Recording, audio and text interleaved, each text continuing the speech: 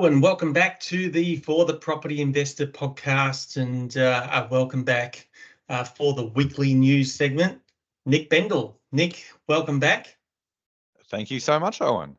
Looking forward to hearing what's happened in the past week in all things property and finance news.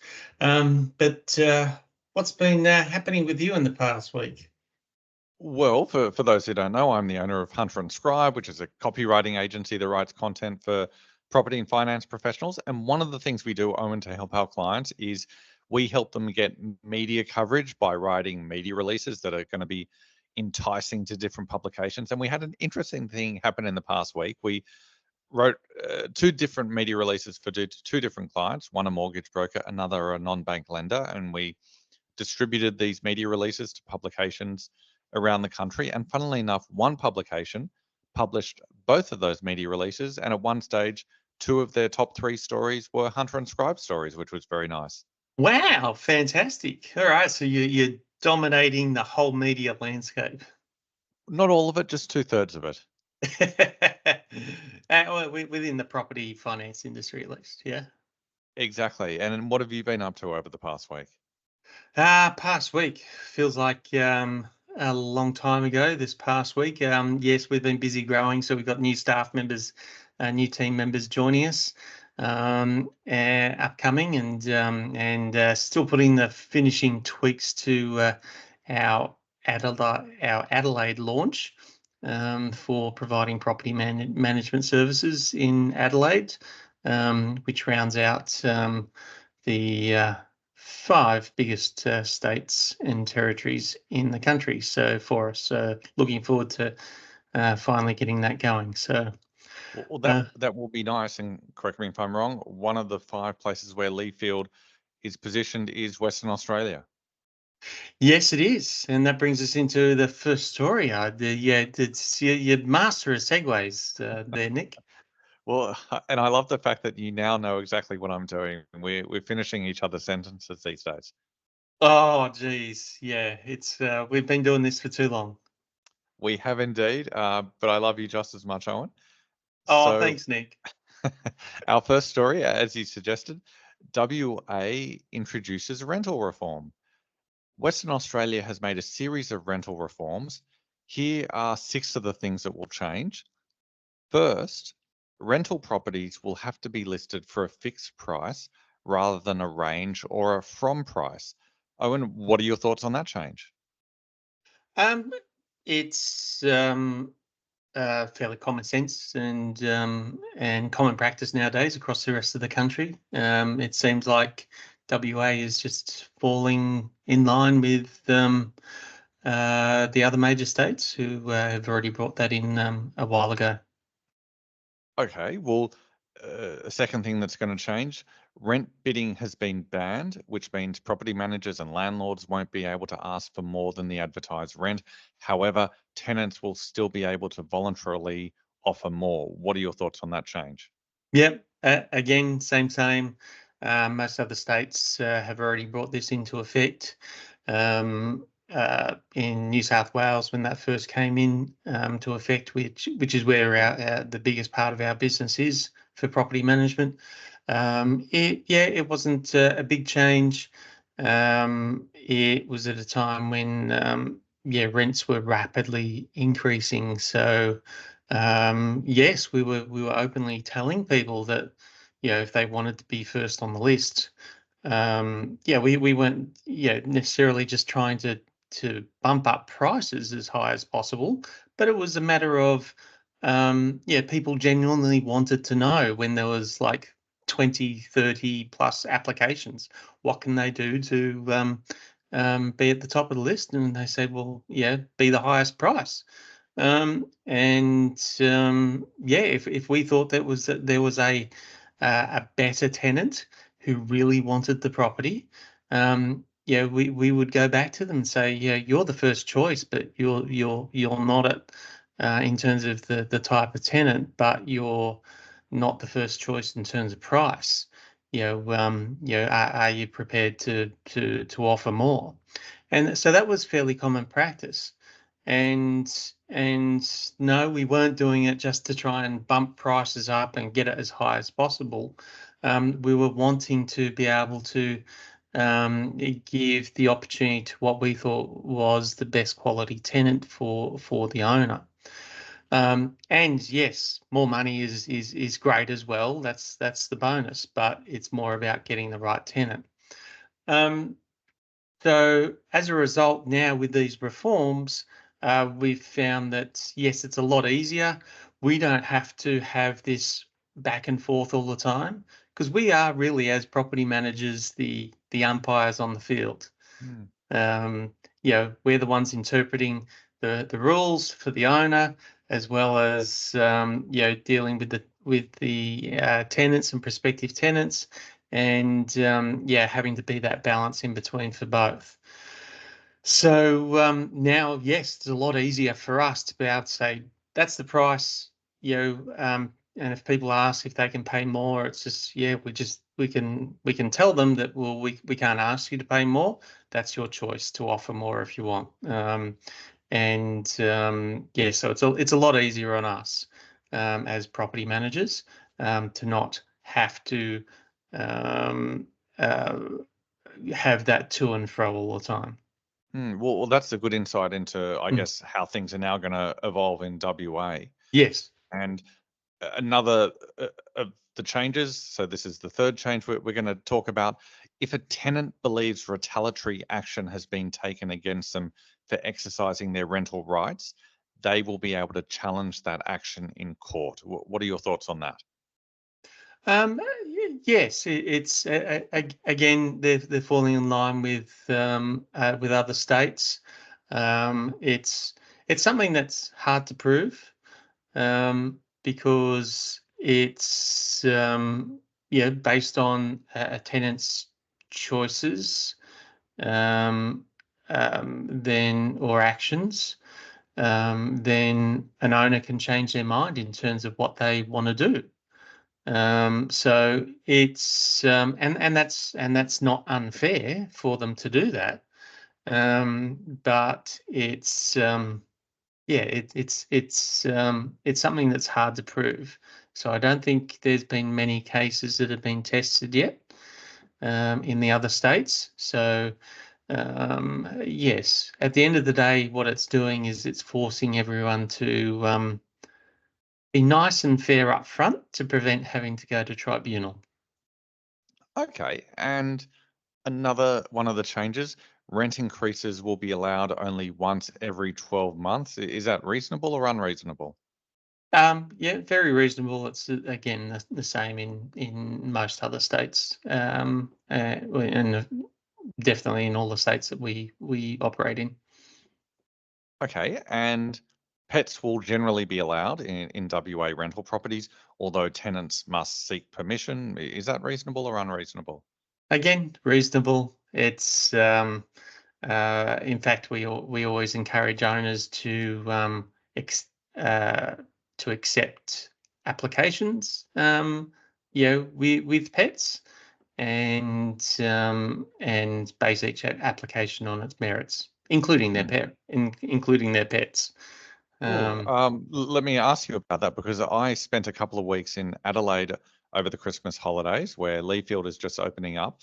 And I was going for a walk one day. I was staying in Glenelg and I I encountered, well, in fact, sorry, I was going for a walk one day along the esplanade and on the beach, kind of maybe 50 meters away, but beyond the line of my good vision, I saw a guy with what appeared to be an alpaca. And I told my dad back at the hotel, and he said, "No, that can't be the case." 2 days later, I was going for another walk in the same area, and I saw the same bloke with an alpaca, and this time he wasn't on the beach, he was in a park. And I went up to him and I asked him about this alpaca. "Why have you got an alpaca?" And he told me the story. Anyway, he loved bringing the alpaca to the park because the alpaca would just eat all the grass, and he was feeding the alpaca for free.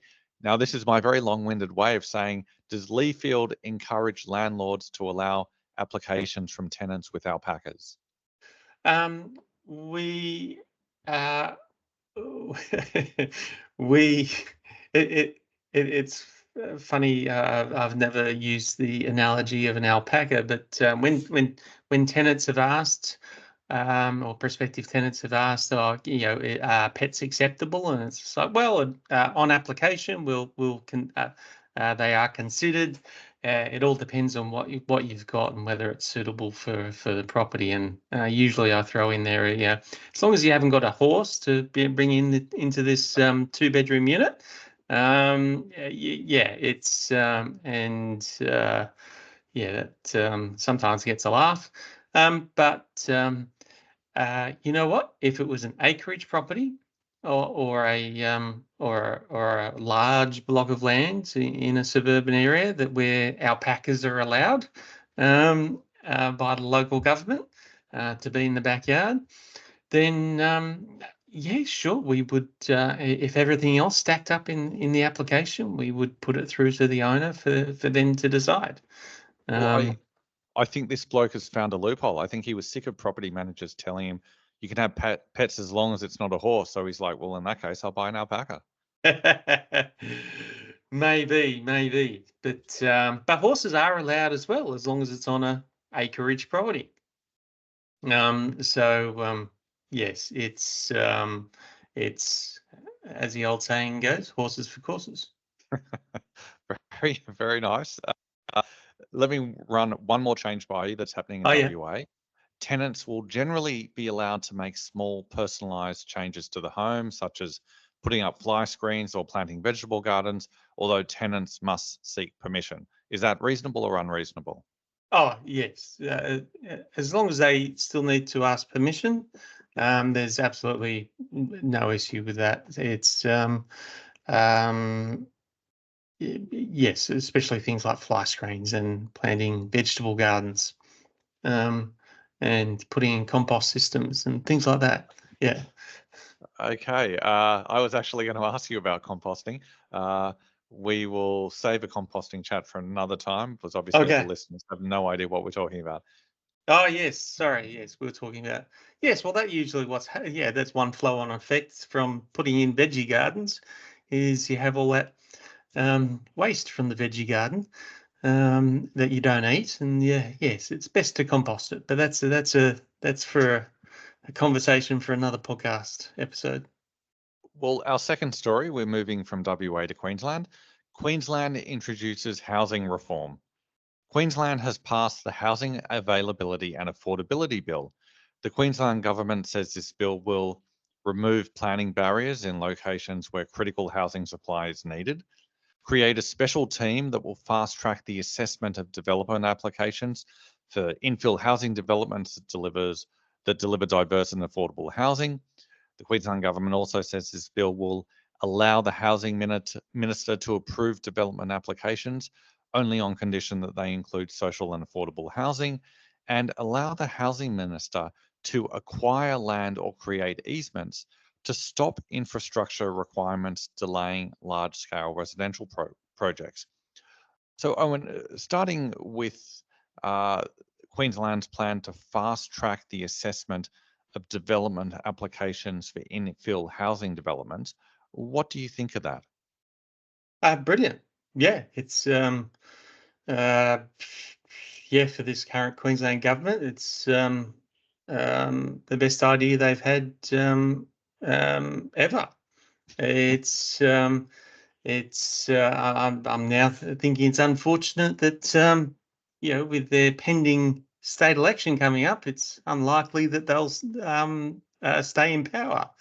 Um, but I would hope that the opposition in Queensland would think that this is a good idea and continue it on, because this is exactly what we need for um, governments to be able to get involved. This is the thing that they can do to help the supply issue, which is what we've been banging on about here on this podcast every week, Nick, for since the dinosaurs, was that yes, the only way to fix this issue long term is to put a lot more supply into the market. And the best way that governments can do that is to get involved with cutting the red tape, getting development applications approved as soon as possible, finding ways to be able to get more, because with infill housing developments, that means it's in existing suburban areas where there's already the infrastructure, so it's low costs to the general community, and they're able to get these properties built quickly and on the market for living in as soon as possible. So yeah, I think it's great that they're Okay. finally making these moves. And what do you think of the idea that the housing minister can force developers to build social and affordable housing as a condition of approving a project? It's, I mean, there's a bit of politics in that, for scoring votes.